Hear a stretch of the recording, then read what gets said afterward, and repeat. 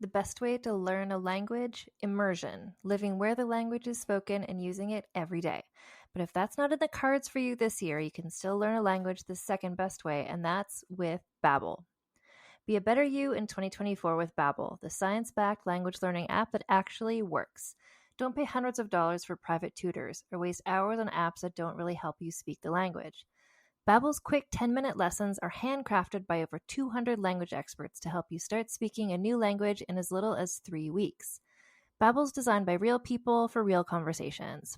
Babbel's tips and tools are approachable, accessible, rooted in real-life situations, and delivered with conversation-based teaching so you're ready to practice what you've learned in the real world.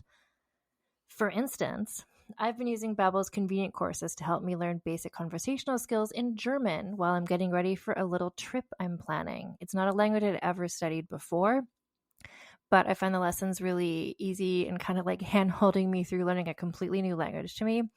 And it's reassuring to know that with the help of Babbel, I'll be able to greet people, order food, and ask for directions without having to consult language apps while I'm in Deutschland. I'm still learning. Studies from Yale, Michigan State University, and others continue to prove Babbel is better. One study found that using Babbel for 15 hours is equivalent to a full semester at college. Babbel has over 16 million subscriptions sold. Plus, all of Babbel's 14 award-winning language courses are backed by their 20-day money-back guarantee. Here's a special limited-time deal for our listeners. Right now, get up to 60% off your Babbel subscription, but only for our listeners at babbel.com/vulgar. Get up to 60% off at babbel.com/vulgar, spelled BABBEL.com/vulgar. Rules and restrictions may apply.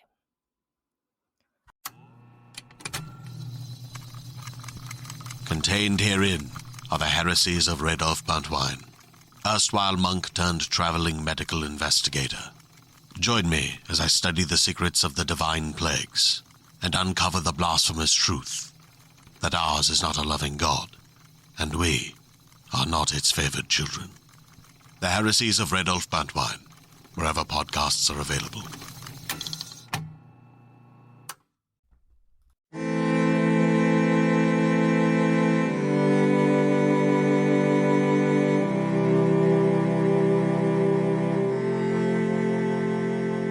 Hello, and welcome to Vulgar History, a feminist women's history comedy podcast. My name is Anne Foster, and I have a scratchy voice. So this is part 2 of Queen Min. Last time we looked at, we talked a lot about setting the scene.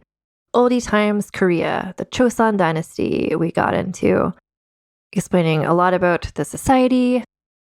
And then towards the end, Min herself shows up. Kind of not unlike a Princess Diana type character who everyone's like, oh, she's going to be like no threat at all. She just seems like so naive. But Min is like, guess what I'm going to do? I'm going to read every book, and I'm going to put together this scheme to get rid of this overreaching father-in-law of mine, Daewongun. And so then she kind of took over and became kind of the leader of Joseon dynasty. And that's where we're jumping back in. So I'm going to start with another quote. So I don't know if this isn't spoilery, but just last time I read a couple quotes from Western. That's the phrase that's often used. I don't know if these people are British or if they're American, but this kind of hints towards how Min is going to maybe open up the country a bit to the West. Anyway, an American acquaintance of hers called Isabella Bird Bishop described Min later on in her life like this. Quote, on each occasion, I was impressed with the grace and charming manner of the Queen, her thoughtful kindness, her singular intelligence and force, and her remarkable conversational power, even through the medium of an interpreter. I was not surprised at her singular political influence or her sway over the king and many others.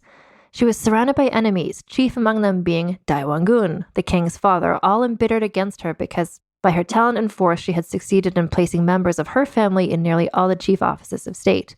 Her life was a battle. She fought with all her charm, shrewdness, and sagacity for power, for the dignity and safety of her husband and son, and for the downfall of Daewongun.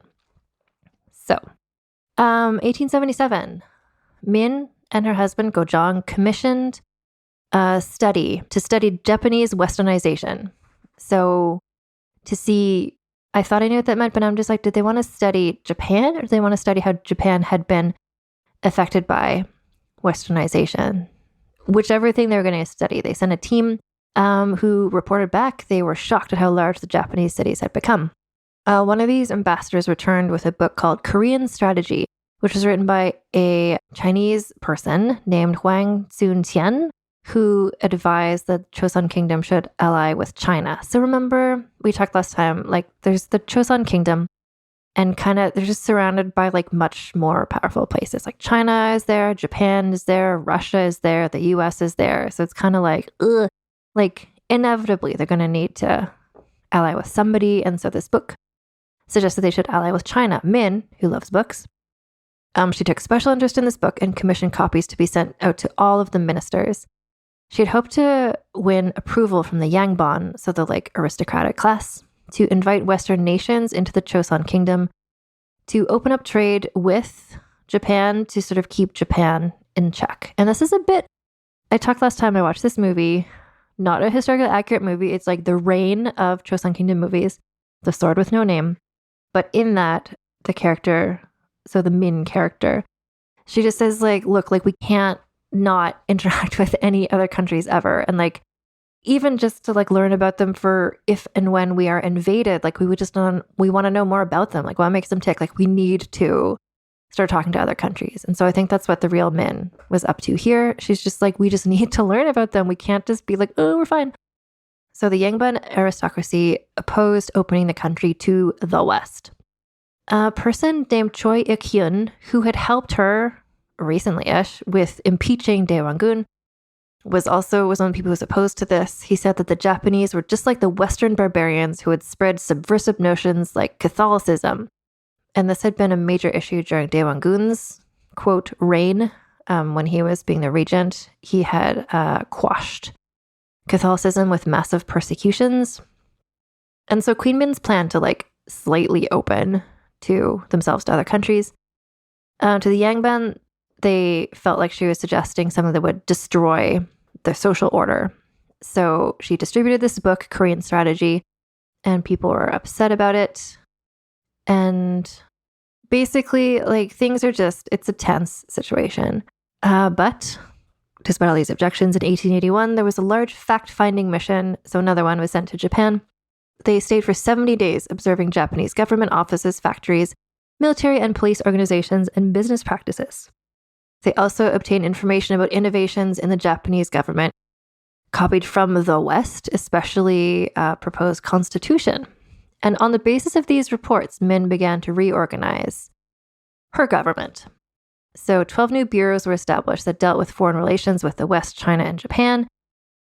A bureau of the military was created to modernize weapons and techniques. Bureaus were established to deal with commerce. Like, they were just kind of like, she's just all in. She's just like, look, here's what's happening. It's like 1881. Like, this is what other countries are doing. We need to change how we're doing some stuff. Like, it is no longer 1392. Like, we are the Joseon dynasty, but like, let's just like progress a little bit, is what she said, I imagine. She also signed documents arranging for top military students to be sent to China, which at this time was under the Qing dynasty. So we're getting into a lot of Japan and China. I'm going to use the word shenanigans, where it's just kind of like, which country are they going to side with? And like, Japan and China didn't get along with each other, and just a lot of sort of like double and triple crossing. So Min wanted to send top Joseon military students to train in China. The Japanese volunteered to supply military students with rifles and train a unit of the Joseon army to use rifles. I guess they didn't have rifles before. Min was like, okay, but like, reminder, these students are still going to be sent to China for further education on Western military technologies. This modernizing of the military was met with opposition. Just like everything she did was met with opposition. I feel like she was doing a bunch of changes that seemed like maybe useful, but also she was a woman. And so everything we talked about last time, where it's just like everyone around her, like all the people of the Joseon dynasty had all been raised for like, and their parents have been raised in like the last 7 generations to just be like, women are only for having babies. And she was like, here's what's happening. I'm the smartest person here. I'm in charge. Here's what we're doing. So like, they were opposed to modernization, but they were also opposed to modernization being led by her. So I'm not sure if even they could separate how much of their antagonism was because it was her idea and how much they were just against the idea. So the special treatment of this new training unit caused resentment among the other troops. And then there was a plot to get rid of Min, to depose Gojong, and to place Daewongun's illegitimate son on the throne. Min found out about this because she was on top of it. She had her own spies, etc. Daewongun was involved in this. It wasn't just being done on his behalf. He was in it. But he was kept safe from punishment because he was still the father of the king. And this is why it's in one way, it's okay, if you can just adopt a new person to be the king, then you can have your dynasty for 500 years. That's great. But if you have a new king and that king's dad is still around, then it just gets complicated in a different way. So the Japanese chose Kangwa Island, which is near modern day Seoul. At that time, it was near the capital city of the Joseon Kingdom, which was then called Hanseong. Anyway, the Japanese chose this place for their military base. And I guess some people were just do we want the Japanese to be making a military base right next to our main city? People her counselors were should we mobilize an army? She said no. She tried to avoid war by signing a diplomatic treaty. This treaty opened Joseon to Japanese trading. And in it, Japan recognized Joseon as an autonomous state. But shortly thereafter, a pro-Japanese faction began to emerge in the Joseon government. So I feel a lot of the stuff that's happening here would have inevitably, what the other countries are up to, what Japan is doing, what China is doing, no matter who the king was, even if Daewongun was still kind of in charge, these things would probably still be happening. But Min happened to be the person in charge when these were happening, and she was on it. She had read all the books. She was keen to she's a lifelong learner, and she saw what she felt needed to be done. And I don't know, it seems she was maybe the best person for the job for all these things that were going to maybe inevitably happen. So over the next 6 years, Min and her husband pursued this policy of slow modernization.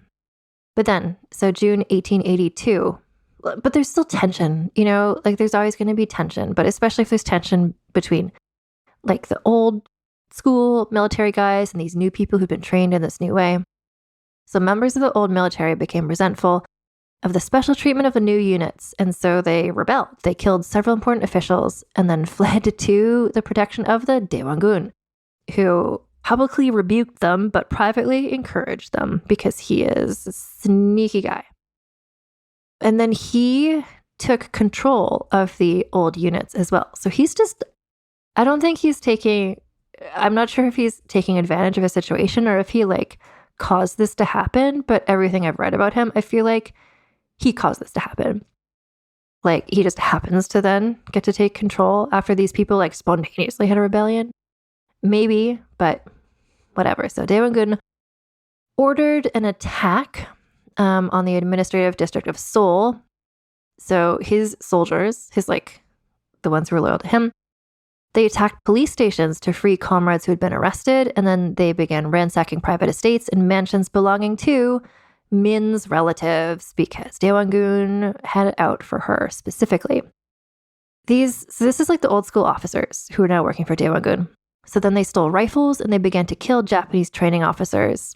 They nearly assassinated the Japanese ambassador to Seoul, but he quickly escaped. This military rebellion then headed towards the palace where Min and Gojong were, but they escaped. And one record of this suggested that someone who helped them was Daewongun's wife, who was still living there with them, even though he was in disgrace. Not sure. Anyway, but remember, she's from the Min family. She and Min are second cousins. Allegedly, she helped him sneak out in disguise. Min may have been hidden in a wooden litter, one of those things where people carry it and the people are sitting in it writing. She may have been hiding in it. She may have tried to get Daewongun to stop going after Min, but that made him suspicious towards her, and then he kept his wife out of his affairs from then on. But more importantly, Min and Gojong escaped in disguise and fled to her relative's villa, where they remained in hiding in Cheongju. In the movie, I keep coming back to this movie. I know there's so many K-dramas and movies, but this is The Sword with No Name. So this is like, I watched the movie, I'm like, wait, what happened? So in the movie, it suggests that she did not escape with Gojong, but in fact, she escaped with her sexy bodyguard, and then they had to like sleep in a cave together. And she's like, oh no, I'm so cold in the cave. And he's like, ooh, body heat. It's like a very sexy movie. The Sword with No Name. I do recommend it. Anyway, so they were in hiding, Gojong and Min. Daewongun could not find her. So I don't know if he knew that she had escaped, like if his wife had told her that, but whatever. He was like, she's dead. He announced the queen is dead. He held a funeral for her. He also had numerous of Min's supporters put to death. He took administrative control of the palace. He immediately dismantled the reform measures implemented by Min and relieved the new units of their duties. He returned to the isolationist foreign policy. Japanese and Chinese envoys were forced out of the capital, so he was just undoing everything Min and Gojong had done. But then, the Chinese, with the consent of Korean envoys in Beijing, sent 4,500 troops to restore order, as well as to secure Chinese interests in the country. These troops arrested Daewongun, who was then taken to China to be tried for treason.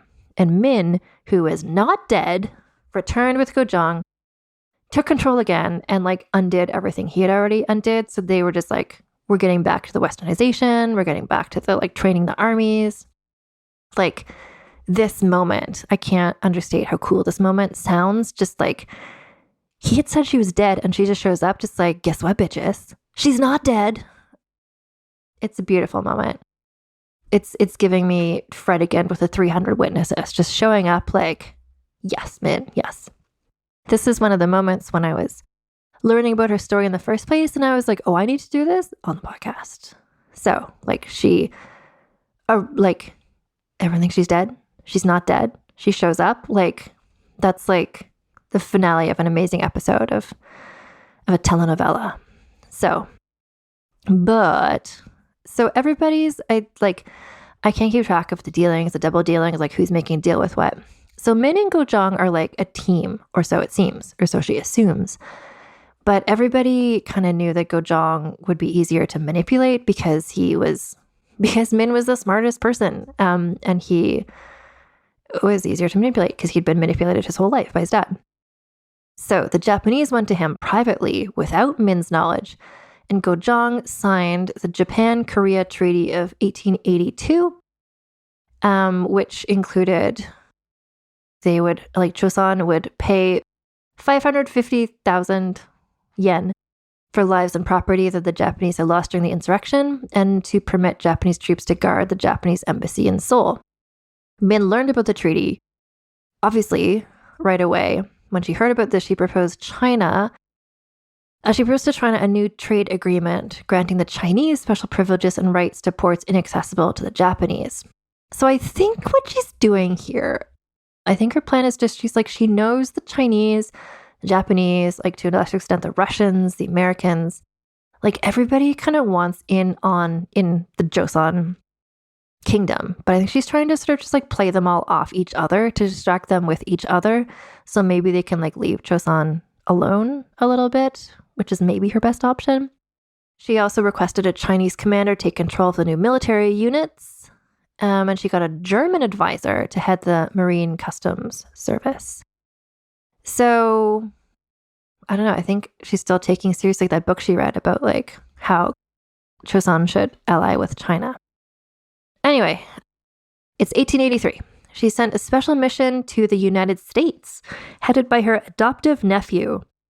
Again, I don't know. It's always mentioned when it's someone who's adopted. There's just like a lot of adoption of family members going on. Unless that's her adopted brother's son. Maybe that's what that means. So this group of people visited many U.S. historical sites. They heard lectures on U.S. history and attended a gala event in their honor given by the mayor of San Francisco and other U.S. officials. They dined with President Chester A. Arthur, discussed what was going on with Japan. So her nephew came back at the end of this mission and reported to her, this is a quote from him, "I was born in the dark. I went out into the light, and your majesty, it is my displeasure to inform you that I have returned to the dark. I envision a soul of towering buildings filled with Western establishments that will place herself back above the Japanese barbarians. Great things lie ahead for this kingdom, great things. We must take action, your majesty, without hesitation to further modernize this still ancient kingdom. So I do want to just take a moment, because I don't think I've said this last week or this week. I'm very much telling the story right now of Min, what's happening in Joseon Kingdom in this era. But in the back of my mind, I do know that in the 20th century, there is an extraordinarily fraught relationship between Korea and Japan. So that's I know that's coming later, but I'm not really talking about that here, because we're talking about what's happening right now, and we're kind of not sure who's going to do what in the situation. But referring to the Japanese as barbarians and stuff, I'm hoping in these episodes, I'm just kind of telling you what people said, how people were feeling in that moment, just to try to get us all right there with Min, not knowing what the future would bring. So just to mention that, although I will try to avoid using words like barbarians. And we need to talk for a minute about the progressives. So this is a group founded during the late 1870s by a group of Yangban, who are again the aristocrats who fully supported the westernization of Joseon. The progressives wanted immediate westernization, including a cutoff of ties with China. Min didn't realize, or I don't know if they didn't tell her, she didn't realize that they were so anti-Chinese. And so she met with them a lot to talk about progressive things, nationalism. She thought they were on board with her, but she didn't realize how anti-China they were when she was seemingly quite pro-China. So the progressives, they were advocating for educational and social reforms, including equality of the sexes by granting women full rights, issues that were not even acknowledged in their already westernized neighbor of Japan. So, going from women, aren't known by their names and can't go outside and all these things I talked about in part 1, that this group was we want women to have full rights. It's a huge leap forward. Min was enamored with this idea at the beginning, but then she discovered that they were deeply anti-Chinese, and then she turned her back on them because she's just ooh, no, that's not what I'm about. Because cutting ties with China immediately was not in her gradual plan of westernization. Because of, she saw a bigger picture thing that I think the progressives did. The consequences Joseon would have to face if she did not play China and Japan off by the West gradually. She's just so carefully trying to balance all of these different things. She was not prepared to turn against any other country because she knew that kind of antagonized them. And Joseon was not in a good position to defend themselves against some sort of war situation. However, 1884, the conflict between the progressives and the, non-progressives. So this is another faction, the Seide faction, were pro-China and pro-gradual westernization. So this is kind of more where Min was coming from. So the Seide and the progressives, conflict intensified. The Americans, what are you doing here? Why are there Americans in all these episodes now? I haven't done episodes of this podcast until recently, this season, that the US even exists. So I'm still startled when the US shows up because we're in the 19th century. Anyway, so the Americans heard about this growing problem.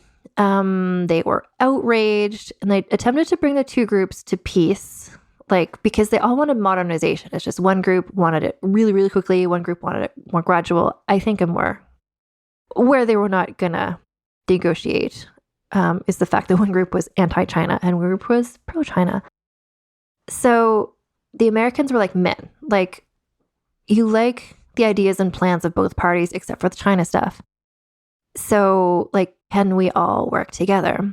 But the progressives were fed up with the Seides and the growing influence of the Chinese, so they sought the aid of the Japanese guards and staged a bloody palace coup in 1884, in which the progressives killed numerous high Seides and secured key government positions vacated by the people who they had just killed.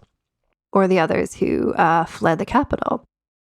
And so this new administration began to issue various edicts in Gojong and Min's names, like saying like, oh yeah, they totally want this to happen. Like they just took control. They wanted to implement political, economic, social, and cultural reforms. Min was understandably horrified by this approach, refused to support their actions, and declared any documents signed in her name to be null and void. But this just took, after 2 days, this group was crushed by the Chinese troops. And this is why I see why Min didn't want to cut ties with the Chinese. So, a handful of progressive leaders were killed. Once again, the Japanese government saw the opportunity to extort money out of the Joseon government by forcing Gojong, again without telling Min, to sign a treaty. They're like, it worked once, we'll do it again. So this was the Treaty of Hansong, which forced Joseon to pay a large sum of indemnity for damages inflicted on Japanese lives and properties during this coup. This is very similar to the last one. I don't know, do we kind of secret, sexy treaty? I don't know. It's secret. It's not sexy. So there's so many agreements being signed. I'm saying the names of them because I know there's like a lot of stuff you will know about this that I don't. Anyway, 1885, the Lee-Ito Agreement was made in China between the Japanese and the Chinese. So twist, these two teaming up, these two countries. In it, both China and Japan both agreed to pull troops out of Joseon, and that either country would send troops only if their property was endangered, and then each would inform the other before doing so. Both nations also agreed to pull out their military instructors to allow the newly arrived Americans to take full control of that duty. So the Japanese withdrew troops from Joseon, leaving just a small number of guards. Min knows what's going on with this. I don't entirely, anyway, but I'm glad she's there. It says here, Min was ahead of the Japanese in their game. She summoned Chinese envoys and through persuasion, convinced them to keep 2,000 soldiers disguised as Joseon police or merchants to guard the borders from any suspicious Japanese actions and to continue to train Joseon troops. Secret undercover Chinese disguised as Joseon. Like, this is like, when Fredegund disguised the people as the Bretons. So anyway, I trust that Min figured this out and she knew what to do. So now there's like secret Chinese troops. But things are like, this is like, what a time to be in charge of this place. Like, it's just, again, I feel like Min is doing the best anyone could be doing under the circumstances, but like her being a woman is definitely getting in the way. And well, I guess not her being a woman, everyone being not a fan of women and control was getting in the way. But anyway, factionalism is almost impossible for Min to strengthen her country. The economy degenerated, the military was underpaid, the government appeared to be at the mercy of foreigners. So, 1889, another rebellion. And this time the farmers rebelled against the feudal society and tried to overthrow the monarchy. This is the Tonghak Rebellion. Min turned to her giant neighbor to help. That's their phrase, not mine. But anyway, China, again, like they've got her back at this moment. So China agreed to send troops to help out. But remember that thing they just signed where China and Japan had said, we won't send troops into Joseon without telling the other people? So China sent troops, and then unbidden and unwanted, Japan also sent troops to the aid of Joseon. So the farmers' insurrection was soon quelled with promises to abolish slavery and provide relief for farmers. And Joseon began a series of reforms with the intent of importing Western culture and technology, but both China and Japan refused to withdraw from Joseon. So that's 1889. Then the next major political crisis came 5 years later, 1894, when Min faced a coup d'etat by radicals who, supported by Japan, wanted Joseon to undergo rapid industrial and social modernization like had happened in Japan. Royalist Joseon soldiers and their Chinese allies soon retook the government and restored Min. Like the coup d'etat, she was removed, but then she was restored. But the rebellion served as a pretext for Japan and China to both send yet more troops into Joseon, and this launched the Sino-Japanese War, which was fought primarily in Joseon. This ended with a decisive victory by Japan and the Treaty of Shimonoseki, in which China was forced to grant Joseon independence.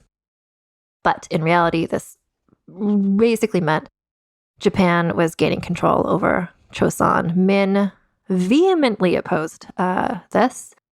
To the leaders of Japan who looked forward to ruling as they had planned, Min considered the one bright spark in a corrupt Joseon court was nothing but trouble. Because she was smart, she knew what was going on, because she was... So they're just like, we could take over much easier if there wasn't like a smart person who like had read books and like had good instincts and like knew what to do going on. So at around this same time, the book we quoted from last time, written by a woman who met Min, her book Quaint Korea, was published, so 1895. Here's some info from this book from someone who saw Min in this era about kind of how she worked. Quote, Queen Min has not only been the power behind the Korean throne, but she has been, even more than the king, the all-seeing eye of Korea.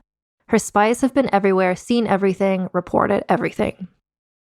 William Franklin Sands, a United States diplomat who came to the Joseon Kingdom around this time, said about her, quote, she was a politician and diplomat who overtaken the times, striving for the independence of Joseon, possessing outstanding academics, strong intellectual personality, and unbending willpower. So she's just an impressive person. Following this war, she made overtures to Russia, because Russia was a powerful enemy of Japan, and thus an important potential ally for Joseon. In reaction to this threatened alliance, the Japanese administration decided Min had to be removed from power. And so, at dawn on August 20th, 1895, in a plot codenamed Fox Hunt and engineered by the Japanese minister to Joseon, Japanese troops entered the palace by force to assassinate Min. This is what is happening. So, bodyguards tried to stop them, but the troops demanded to know where it was the queen. They made a search of the palace, killing some who refused to cooperate, but no one gave her away. Convinced that Min was disguised as one of the court women, the Japanese then murdered 2 of these women. It is said that Min, seeing this, then came forward, like maybe she was disguised as one of them, but she wouldn't let her ladies be killed, just for her. And then she was assassinated. She was stabbed, her body was burned with kerosene in a nearby wood. Like, her body was, she was pretty brutally assassinated.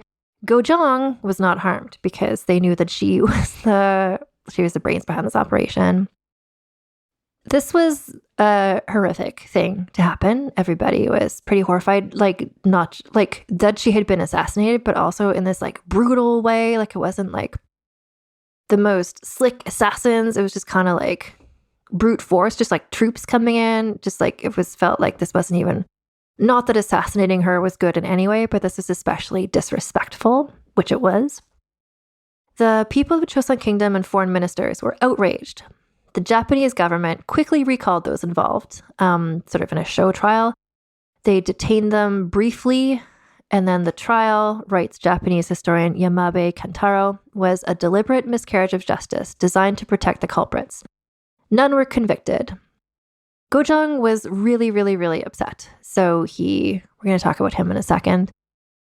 But after he recovered from the shock of this, he tried and executed the traitorous Joseon people who had been involved or had helped with this assassination. And he declared a new Korean empire with himself as emperor. So no longer king, he was now the emperor.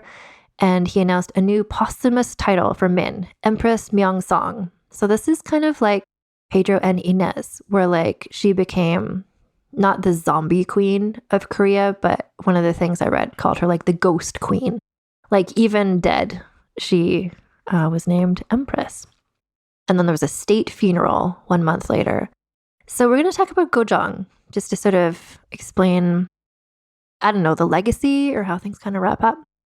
So he had been chosen, remember, as a young child to be the king, mainly so that his father could be in charge. He had never been formally educated, which is why he often turned to Min to conduct international and domestic affairs. Like, and you know what, credit to him for knowing when to get her to step in for him. I appreciate that he wasn't just like, I know best. He's like, oh no, you clearly know best. You can be in charge of everything. So he, when they first got married, he liked to attend parties and she liked to read books and they didn't get along. But As he saw her in action, he grew an admiration for her intelligence and her ability to learn quickly, her keen political instincts, and her just being like bomb ass, the best. So as the problems of the kingdom grew bigger and bigger, he relied more and more on her. She was his rock during times of frustration. I feel like he must have been her rock because I'm sure she had frustration too. And by the time she was assassinated, his affection for her was undying. So after her assassination, he locked himself up in his chambers for several weeks, refusing to resume his duties. His father regained political power following Min's death. Like, of course, this fucking guy. He tried to have her status lowered to that of a commoner posthumously, where he's like, what if we just say she was like never the queen and was just like some orphan girl? Gojong was noted by scholars. So a man who like his father had told him what to do his whole life. And I love that he stepped up at this point when Daewongun was just like, let's just say she was nobody. Gojong apparently said, I would rather slit my wrists and let them bleed than disgrace the woman who saved this kingdom. Yeah, so he would not do that. The Daewongun died 2 years after Min. Allegedly, Gojong did not attend his funeral due to their strained relationship, as one can imagine. So Gojong continued to rule as a puppet king under competing Japanese and Russian military forces. Korea, as it became known, became a Japanese protectorate in 1904, and in 1907, Gojong was forced to abdicate. Their son, Min's son, then succeeded as King Sunjong, although he too was only a figurehead. In 1910, Korea was formally annexed by Japan, forcing Sunjong from power and ending 5 centuries of rule by the Joseon dynasty. We're moving to the legacy part. So, from what I can understand, Min is one of the most controversial figures in Korean history. Some view her as a charismatic politician and diplomat who tried to lead the country into a new era. Others see her as a manipulative, power-seeking woman.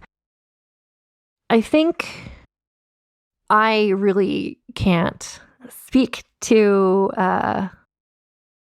all of the facets of being a person in Korea and how you see her, and because it's so hard to untangle what she did with like what happened later in Korean history. She was the person who was effectively in charge when Joseon dynasty ended. The Japanese took over. So I asked my friend Umbog, who's from Korea, I asked her, like, do you think people, like, was her reputation, is it so controversial because of her progressive policies or because she was a woman? And without hesitating, Umbog was like, oh, it's because she was a woman. Like, people just didn't, it was just seen as so inappropriate for a woman to be so forceful and so opinionated and to have this sort of control. And I hope after I describe like how the Joseon dynasty, how women were viewed, like you see why that would be so shocking, that it would be hard to even look at what her politics were, where it's just like she was a woman who took charge, and that's just like, can't handle that.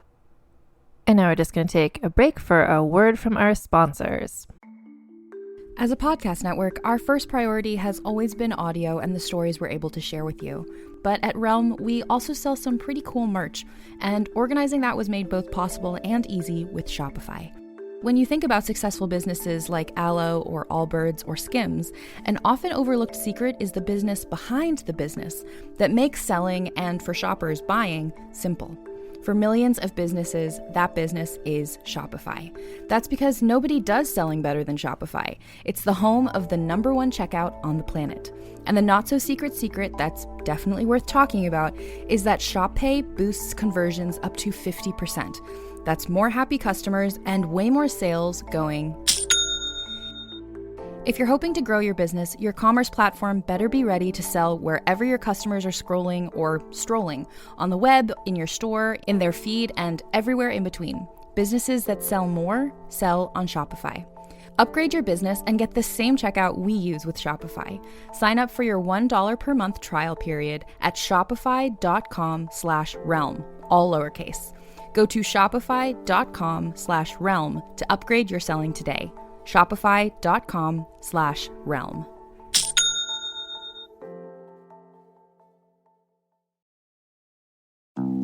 Hi, I'm Jennifer, a founder of the Go Kid Go network.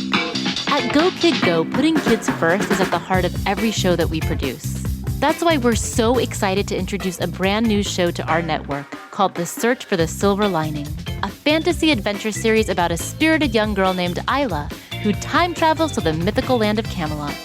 Look for The Search for the Silver Lining on Spotify, Apple, or wherever you get your podcasts. People often look at me with confusion when I ask them what their only one in the room story is. They think it has to be like mine, where I went to a 600-person event and discovered that I was the only Black person there. I know. Horrifying, right? Hi, I'm Laura Cathcart-Robbins, and I am the host and creator of the podcast Only One in the Room. Every week, my co-host Scott Slaughter and I invite you to join us for an hour and lose yourself in someone's only one story. This podcast is for anyone who's ever felt alone in a room full of people, which is to say that this podcast is for everyone.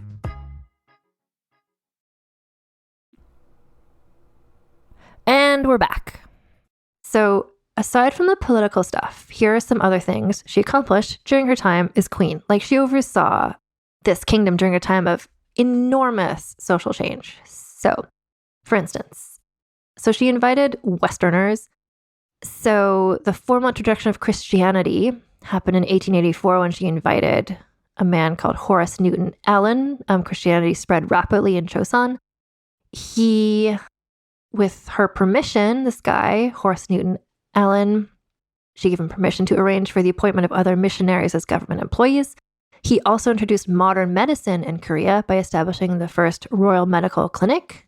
Then a bunch of Protestant missionaries began to come to Joseon, just like super excited to have a new place to be missionaries, I guess.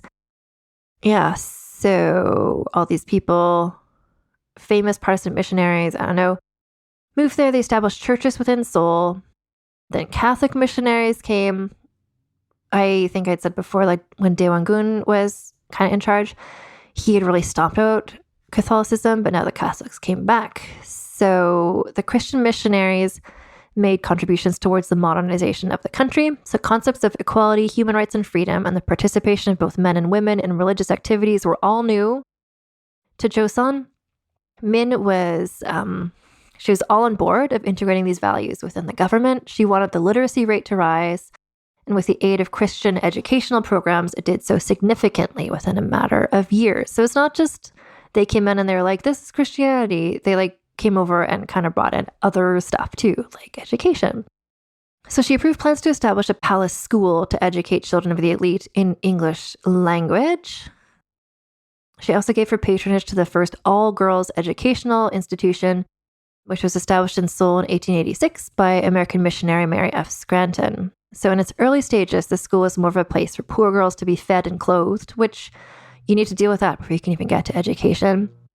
But this was a significant social change, a school for girls. And this institution is still around today as Yuha Women's University. First it was called Yuha Academy. Yeah, so she valued the missionaries' knowledge of Western history, science, and mathematics, and was aware of the advantage of having them within the nation. So she saw no threat to the Confucian morals of Korean society by introducing Christianity. She also, one of her goals was religious tolerance.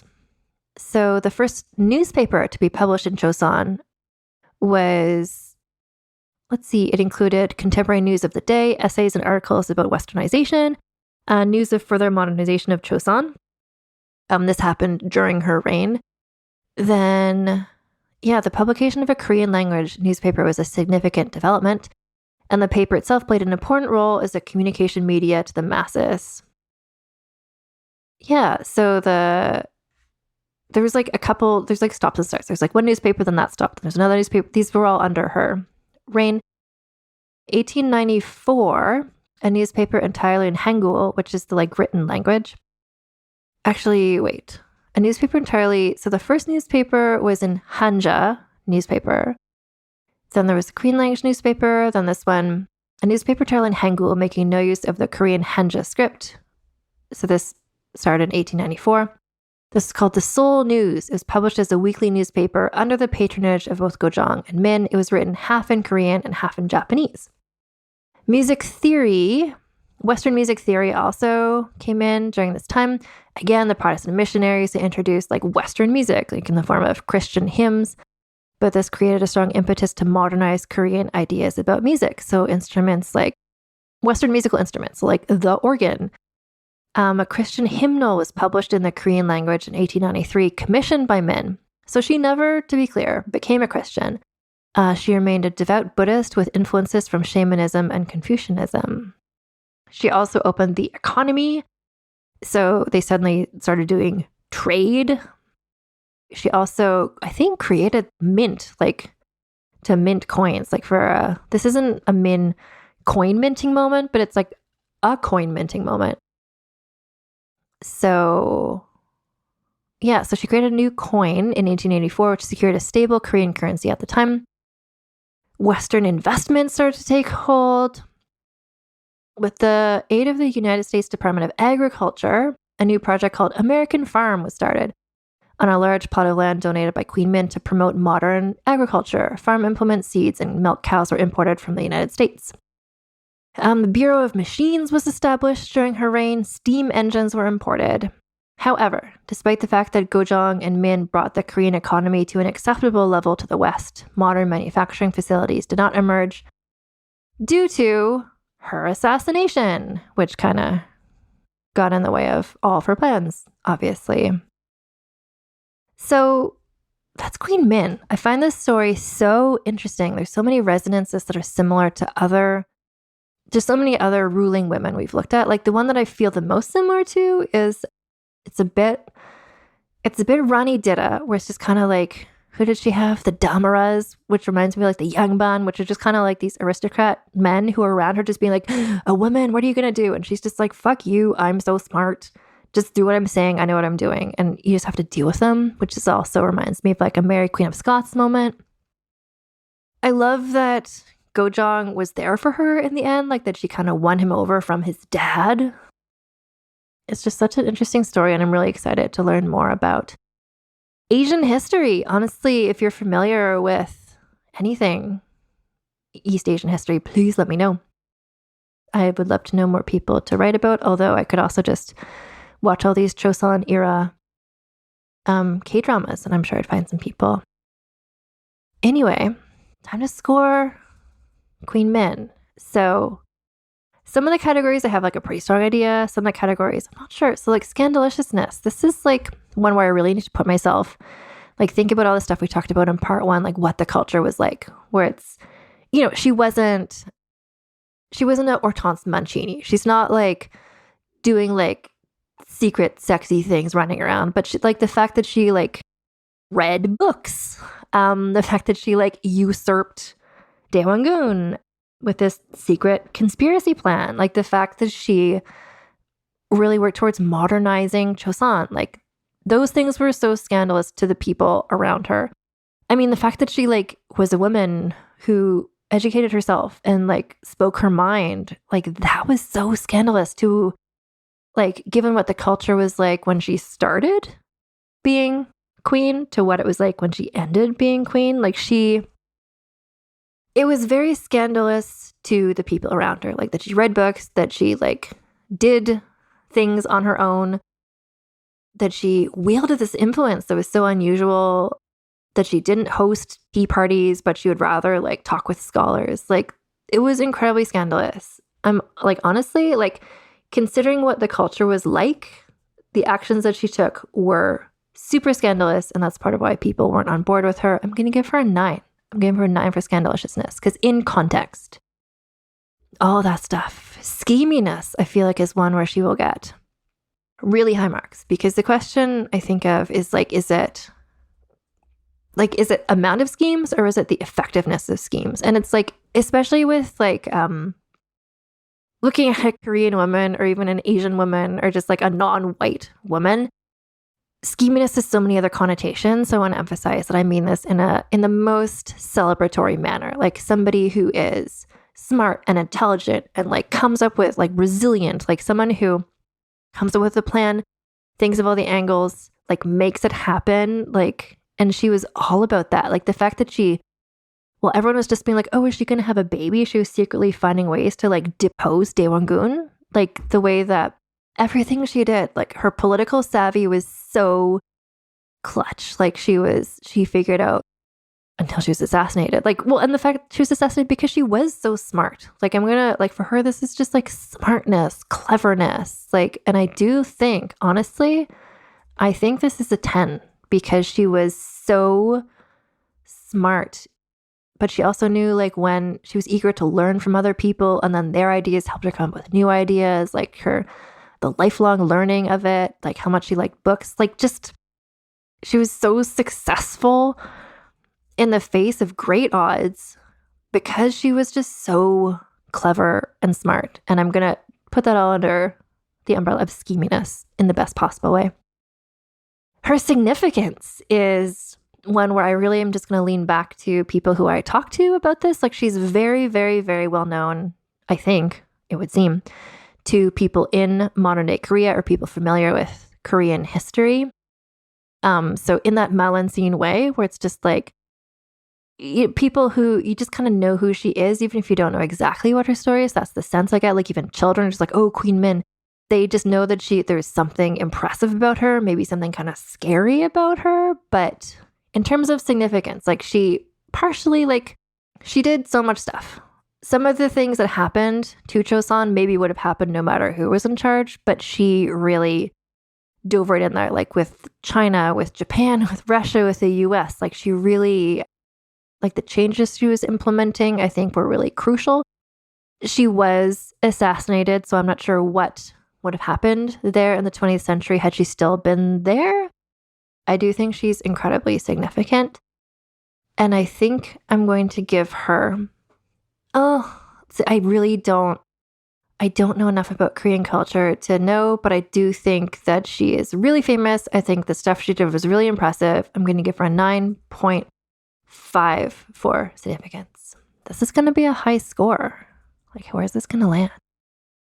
The sexism bonus is a challenge. It's always a challenge, but that's, it's when there's a story of somebody who is just like, could have done more, but the patriarchy held them back. It's easy to give them a high score. For her, I mean, she was living in this incredibly repressive society for women. Like, there was a lot of other women around her who probably could have done more stuff had they been able to.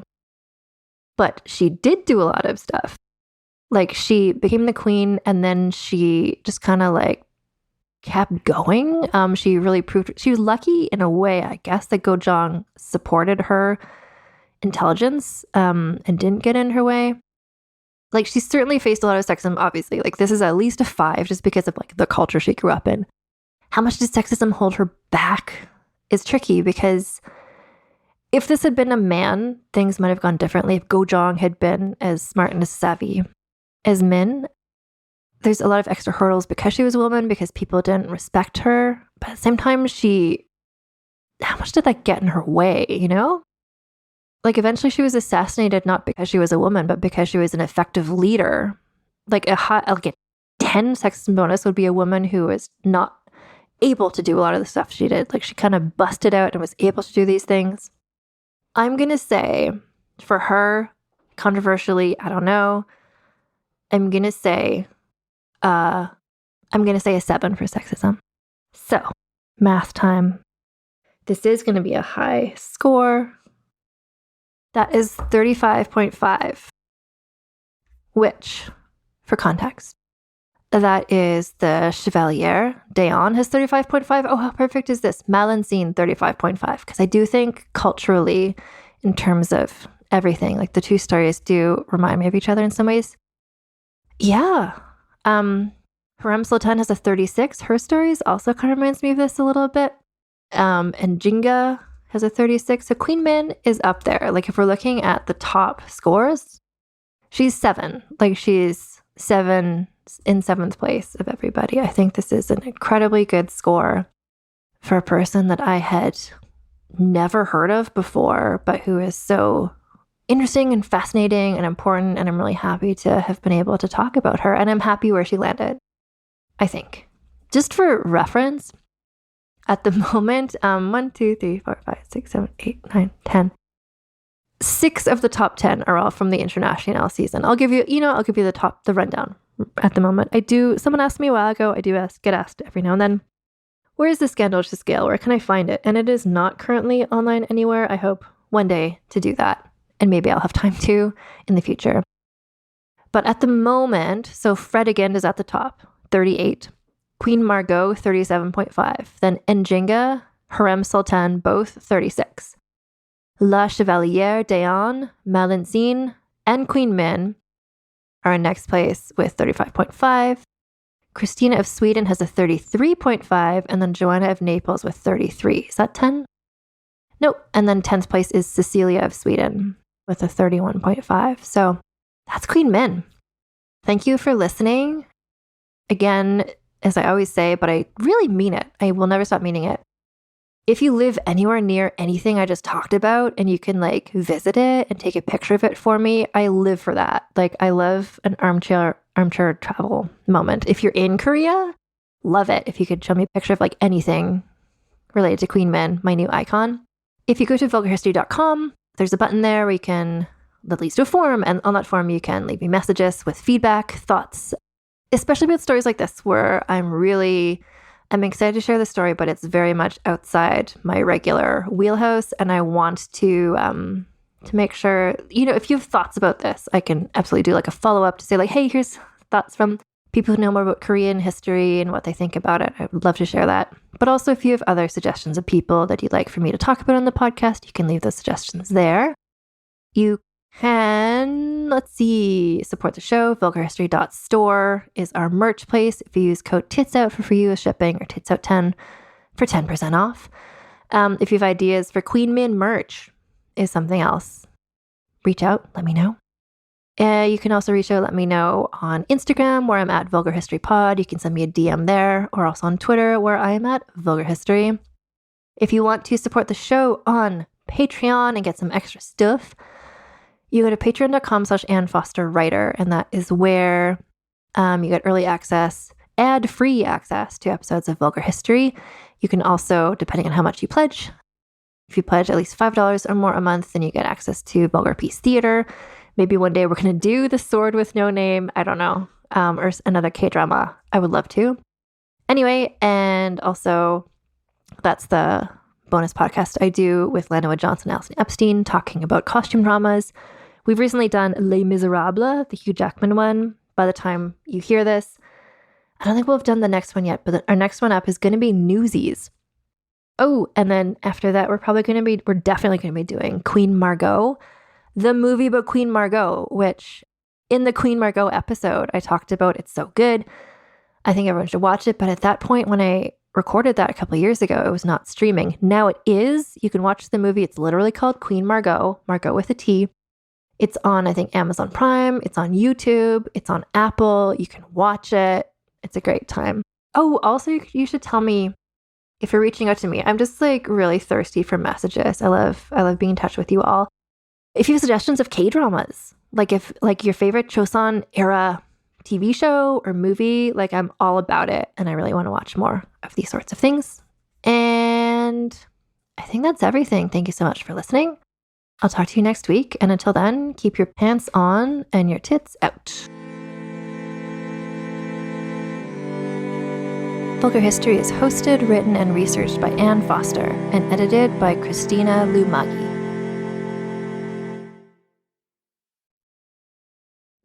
Welcome to the small town of Chinook, where faith runs deep and secrets run deeper. In this new thriller, religion and crime collide when a gruesome murder rocks the isolated Montana community. Everyone is quick to point their fingers at a drug-addicted teenager, but local deputy Ruth Vogel isn't convinced. She suspects connections to a powerful religious group. Enter federal agent V.B. Lauro, who has been investigating a local church for possible criminal activity. The pair form an unlikely partnership to catch the killer, unearthing secrets that leave Ruth torn between her duty to the law, her religious convictions, and her very own family. But something more sinister than murder is afoot, and someone is watching Ruth. Chinook, starring Kelly Marie Tran and Sanaa Lathan. Listen to Chinook wherever you get your podcasts. Hi, this is Rob Benedict. And I am Richard Spate. We were both on a little show you might know called Supernatural. It had a pretty good run, 15 seasons, 327 episodes. And though we have seen, of course, every episode many times, we figured, hey, now that we're wrapped, let's watch it all again. And we can't do that alone, so we're inviting the cast and crew that made the show along for the ride. We've got writers, producers, composers, directors, and we'll of course have some actors on as well, including some certain guys that played some certain pretty iconic brothers. It was kind of a little bit of a left field choice in the best way possible. The note from Kripke was, he's great, we love him, but we're looking for like a really intelligent Duchovny type. With 15 seasons to explore, it's going to be the road trip of several lifetimes. So please join us and subscribe to Supernatural Then and Now.